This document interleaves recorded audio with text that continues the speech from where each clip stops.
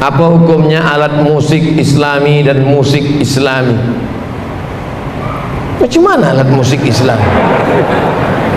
Ini gitar yang buncitnya ke dalam islami gitu. Kalau gitarnya rata, ini gitar kafir gitu.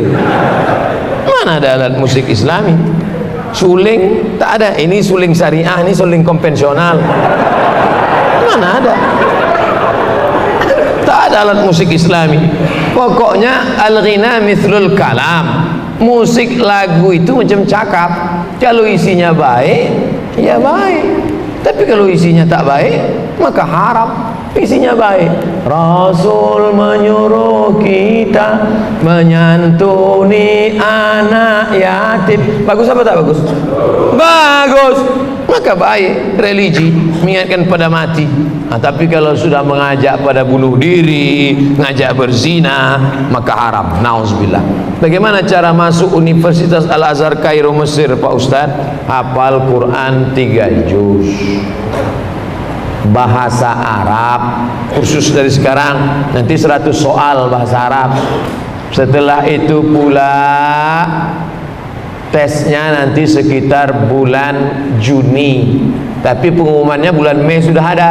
Gimana cara mencarinya Pak Ustaz? Buka HP lagi.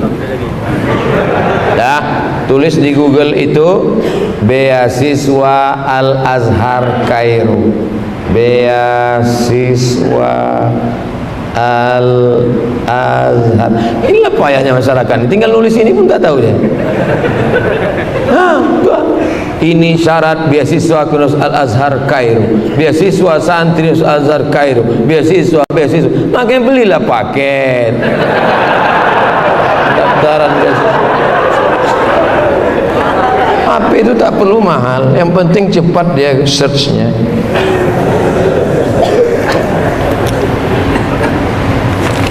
Siapkan Quran 3 juz, bahasa Arab, udah itu ikuti tesnya, mudah-mudahan lulus. 100 ranking 1 sampai ranking 100 ditanggung beasiswa. Yang 101 sampai berikutnya biaya orang tua. Tapi nanti bapak hanya tahun pertama itu aja ngirim duit. Biaya hidup di Mesir murah, $100 itu udah makan enak. $100 di tempat kita 1.400.000, baru uang kosnya aja. Di Mesir $100 udah makan cukup semua. 1 tahun pertama itu aja. Tahun kedua berusaha nanti cari beasiswa, IP-nya bagus. Saya tak tamat pesantren, madrasah aliyah. Tapi belajar selesai, tamat LC, habis itu ke Maroko MA, habis itu pulang, habis itu udah tua pun kuliah lagi. Sekarang saya masih mahasiswa semester 6. Saya seorang bapak, 3 orang anak. Mohon doa buat keberkahan keluarga saya. Nanti di akhir majelis kita sama-sama berdoa. Apakah ada hadis atau ayat Quran yang melarang anak-anak ke masjid sholat? Karena setiap dengar azan, anak saya yang bungsu selalu nangis minta ikut ke masjid. Tapi karena kurang ramahnya petugas masjid, terpaksa saya batasin. Ada enggak anak masjid? Nabi lama sujud sampai makmum di belakang heran, ini wahyu kok turun pas sujud. Setelah Nabi bangkit, barulah sahabat di belakang tahu, rupanya cucunya naik ke atas. Itu menunjukkan bahwa membawa anak kecil boleh, tapi cucu Nabi, tak macam cucu kita. Cucu Nabi itu tengoklah patuh, baik. Cucu awak macam hantu. Makanya ulama membagi anak kecil itu menjadi 3 level. Anak kecil itu menjadi 3 level. Pertama namanya sobi. Apa namanya? Sobi. Di atas sobi itu namanya mumayyiz. Di atas mumayyiz itu namanya amrod. Sobi 5 tahun, 4 tahun ke bawah. Ini tak bisa, karena dia tak bisa membedakan mana kawan, mana lawan, mana makanan, mana kotoran. Tak bisa. Nah, inilah umur 5 tahun ke bawah ini. Kalau kita gini kan, kita pula diginikan. Tak bisa. Dari umur 5 Mumayyiz umur 5 sampai agak-agak mau akil balik, 5 ke 10. Ini mumayyiz. Mumayyiz. Nah, nanti kalau ayah sholat diam ya nak ya, diam ya. Jangan nganggur ya. Itu bisa. Diam ya. Ini mumayyiz. Bajunya Abdul Somad pula. Ini mumayyiz. Yang mumayyiz ini bisa. Nanti kita letakkan dia. Kalau anak di sudut sana ya, mumayyiz bisa. Yang amrod ini, amrod artinya udah hampir tumbuh bulunya tapi masih halus, bulu janggutnya masih halus. Ini anak-anak orang Arab itu tak macam kita. Orang kita kadang digosok pakai kemiri pun tak tumbuh-tumbuh. Dia dah hampir pertama akil balik.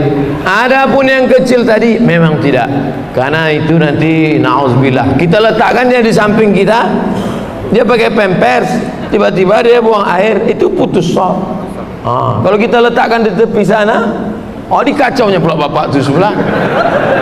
Bapak tu sholat, dia pegang-pegang yang jari kecil bapak tu. Bapak tu silap isi palanya.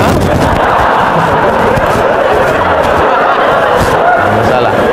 Jadi yang bisa kita bawa tadi adalah yang mumayyiz.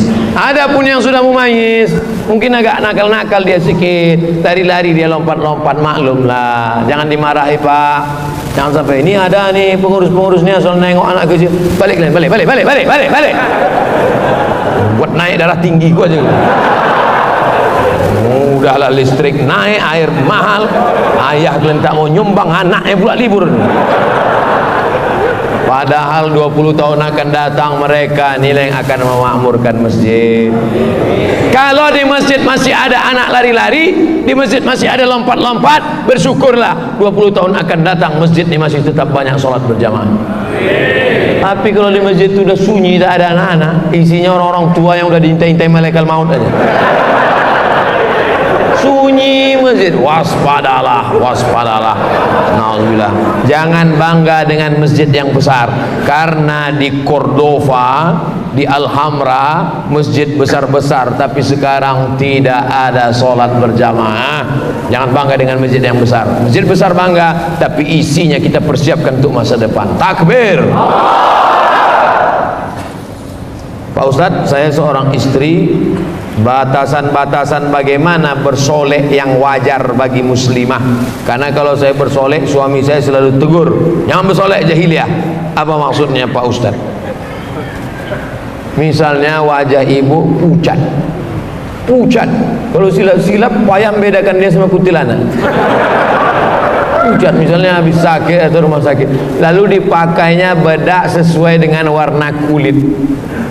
Merubah yang tak normal jadi normal boleh, tapi yang sudah normal menjadi abnormal, itu. Bibir sudah biasa dipakai sampai 2 inci. Budak putih, muka putih, tangan hitam.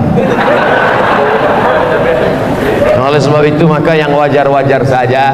Engkau cantik bukan karena make upmu, engkau cantik karena bekas wudhu dan tahajudmu.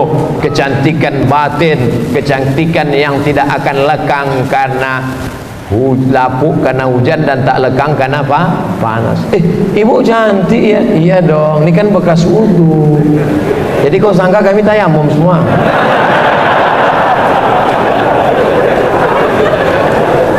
Jangan bersolek-solek jahiliyah, karena sebenarnya orang yang bersolek itu adalah dimainkan setan. Wala udillannahum, kusesatkan mereka, wala umanniyannahum, kubuat mereka berangan-angan, berhalusinasi, berimajinasi. Aku yang paling cantik, aku yang paling mancung, aku yang paling putih, aku yang paling, padahal orang nengok biasa aja.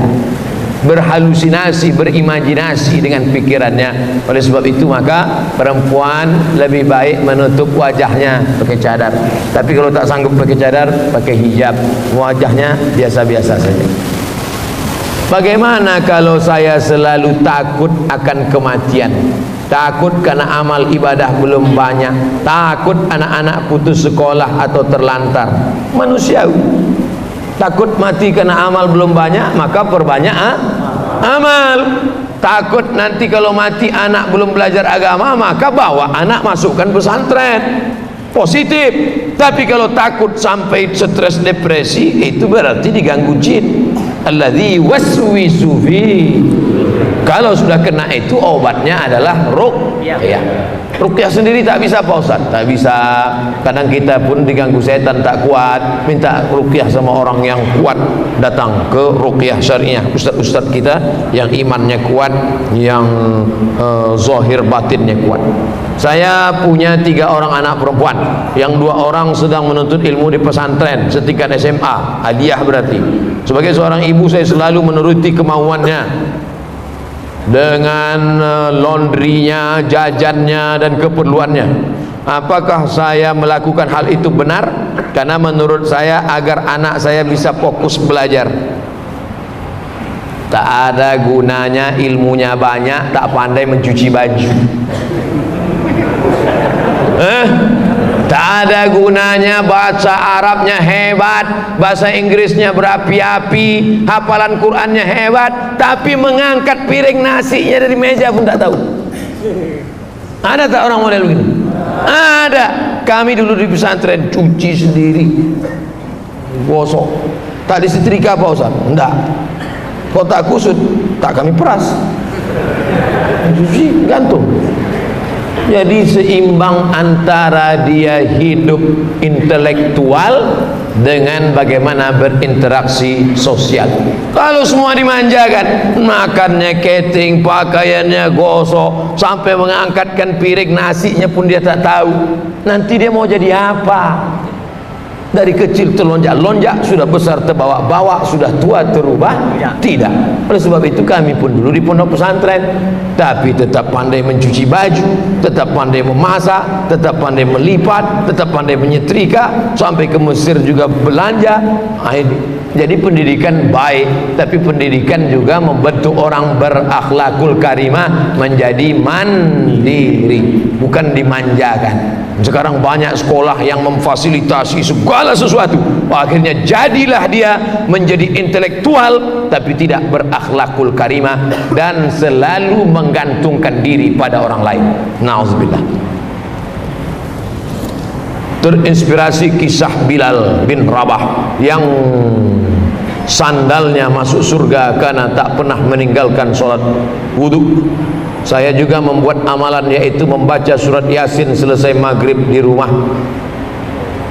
dan dimanapun.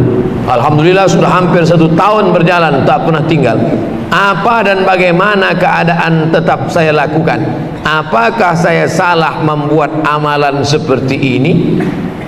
Gimana salahnya? Membaca surat Yasin habis maghrib tadi. Man qara'a Yasin fi lailatin, siapa yang baca Yasin di suatu malam. Tak tengok malam apa, malam Senin, malam Selasa, malam Rabu, malam Kamis, malam Jumat, malam Sabtu, malam Ahad, malam Senin, malam Selasa. Siapa yang baca Yasin pada suatu malam, asbaha maghfuran lah, subuh besok dia sudah diampunkan Allah. Kira-kira amalan ini ada enggak dalilnya? Saya ulang sekali lagi. Memang kalau terlalu lama dengar ceramah ini payah nangkap memang. Kita ulang sekali lagi, oke? Bisa agak konsen sedikit? Tarik nafas, hembuskan. Nah, pertanyaannya gini. Saya selalu membaca Yasin selesai maghrib di rumah dan dimanapun berada. Sudah 1 tahun tiap malam baca Yasin. Benarkah amalan saya? Kata dia. Sekarang saya jawab. Man qara'a Yasin fi lailatin, siapa yang baca Yasin pada suatu malam, asbaha maghfuran lah, besok subuh dosanya sudah diampunkan Allah. Apakah amalannya ini ada dalilnya? Bilanglah dari tadi. Amalanmu ada dalilnya. Mana dalilnya? Siapa yang baca Yasin pada suatu malam, baik itu setelah maghrib, setelah isya, tengah malam atau menjelang subuh, subuhnya sudah diampunkan Allah SWT. Hadisnya ini sahih apa tak sahih Pak Ustaz? Isnaduhu jayyid, sanadnya jayyid. Setahu kami hadis itu hasan. Di bawah hasan sahih, di bawah hadis sahih, di bawah sahih hasan, di bawah hasan dhaif, di bawah dhaif maudhu. Isnaduhu jayyid, sanadnya jayyid. Jayyid ini apa? Antara hasan dan sahih. Di atas hasan, di bawah sahih. namanya jayyid, bisa diamalkan. Yang ngomong gini siapa? Imam Abul Fida Ismail Ibnu Katsir dalam tafsir Al-Qur'anil Azim, dalam pembahasan muqaddimah surat Yasin. Baca tafsir Ibnu Katsir. Bapak Ibu yang punya duit, pergi ke toko buku, beli tafsir Ibnu Katsir. Yang sudah beli, alhamdulillah. Nanti anak kita sudah mati, dibukanya lemari, ditengoknya, alhamdulillah ada tafsir Ibnu Katsir, walaupun masih bungkus plastik. Itulah amal kita malam ini, alhamdulillah. Teringat saya jadi disebar kotak sedekah untuk udah. Oh, rupanya jamaah di Masjid Bukit Indah Sukajadi tidak bersedekah melalui kotak, tapi langsung transfer banking. Wow. Emang generasi milenial ini luar biasa. Assalamualaikum Pak Ketua. Waalaikumsalam. Saya kemarin nggak ngisi, nggak apa-apa, langsung transfer banking. Laporannya sudah berapa? 20.000. Rupanya 20.000 dolar Singapura. Ya Allah, tabarakallah. Ada bendera Singapura berkibar. Saudaraku yang dimuliakan Allah Subhanahu wa taala, mudah-mudahan amal kita malam ini diterima Allah Subhanahu wa taala.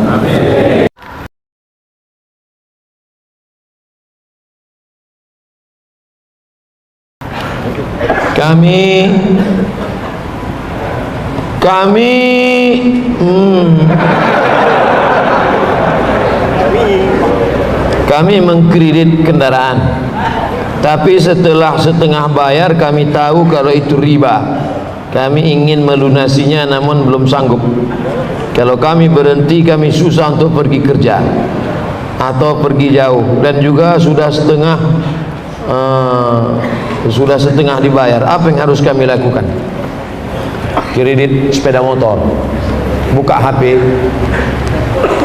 HP sudah, tulis di Google itu Somad Morocco, SOMADMOROCCO, sudah, spasi kredit KREDIT, kredit, enter. Udah terbuka? Nah, itu dia tulisannya. Itu dia, somadmorocco.blogspot.com. Tulisan ini sudah dibuat Abdul Somad 25 Agustus 2010. Berarti tulisan ini udah berapa tahun udah? 9 tahun. Kenapa tak kalian buka?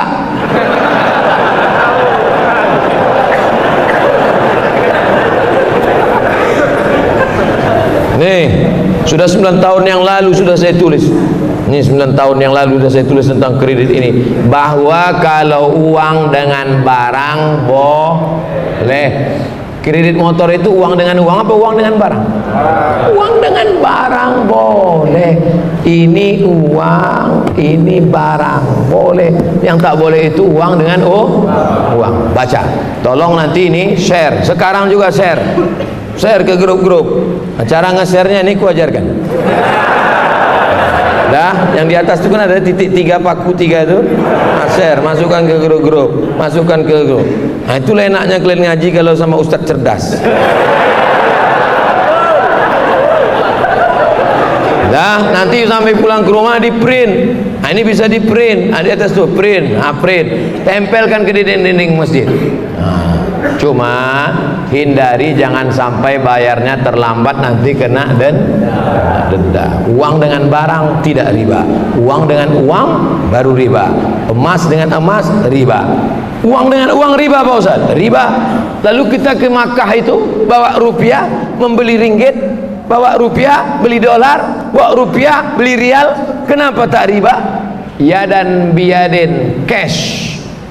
Kalau cash ini 1 juta beli 300 rial sah karena tidak kredit. Tapi kalau ini aku beli, aku bayar 2-3 hari lagi, tak boleh karena harga berubah.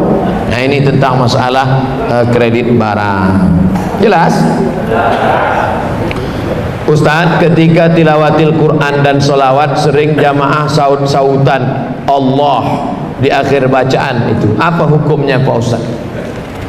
A'udzu billahi minasyaitonir rajim. Allah. Bismillahirrahmanirrahim. Allah. Inna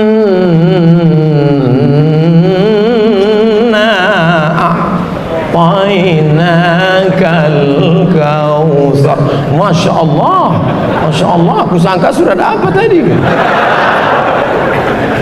Itu adalah ungkapan kekaguman. Nah, itu diisi duit, yang kalian pura-pura tak nampak. Itu adalah ungkapan kekaguman. Sama kita macam nonton bola, terus menengok Messi main, wow. Terus menengok McLaren, amazing. Kan tak mungkin kita dengar orang baca Quran, A'udzubillahi minasyaitonirrajim, amazing. Sesuaikanlah Allah, Masya Allah, Tabarakallah. Coba tengok kalau Syekh Nu'ainak mengaji, Taib, Taib, Taib. Taib artinya bagus, bagus. Bukan Taib artinya tak pulang-pulang. Itu adalah ekspresi kekaguman. Dalam solat fardu yang baca amin setelah surat Al-Fatihah, baca amin terlebih dulu imam, baru makmum, atau berbaringan Pak Ustaz? Idza ammanal imamu fa'aminu. Siapa dulu? Idza ammanal imamu fa'aminu. Kalau imam mau mengucapkan amin, baru kau ikut. Ghairil maghdubi alaihim waladdallin. Belum saya imam ini sekarang. Kita ulang lagi. Ghairil maghdubi alaihim waladdallin. Sudah terdengar bunyi imam tu baru. Ini banyak ini imam makmum sekarang main salib aja. Ghairil maghdubi alaihim waladdallin. Bunyi hadisnya, idza ammanal imam, kalau imam mengucapkan amin, fa aminu, maka makmum ikut. Kuat-kuat bacanya, karena setan paling takut, paling benci, orang kafir paling takut, paling benci mendengar amin. Amin, kabulkan ya Allah. Tuati amin. Ini banyak orang amin. Kok kenapa tak kuat? Alah, kalian aja lah, aku malas. Mana bisa gitu? Ikutlah kita. Ghairil maghdubi alaihim waladdallin. Amin. Ada pula satu makmum, ghairil maghdubi alaihim waladdallin. Bapak. Kok kau bilang bapak tadi? Rupanya dia masuk Islam, baru mu'alaf, nama mertuanya Amin. Segan dia nyebut Amin, bilangnya bapak. Apabila anak laki-laki bernazar jadi imam sholat jenazah bapaknya, tapi anak ada di Batam, ayahnya di Medan. Apabila orang tua meninggal dan anak terkendala perjalanan pulang, bagaimana bila nazar anak itu tak dapat dilaksanakan? Makanya sebelum bernazar pikir dulu. Oh, Ustaz menganggap kami orang Batam tak ada duit ya? Bukan masalah duit, bro. Saya tak jadi ke Anambas itu apakah karena duit? Kenapa? Asap.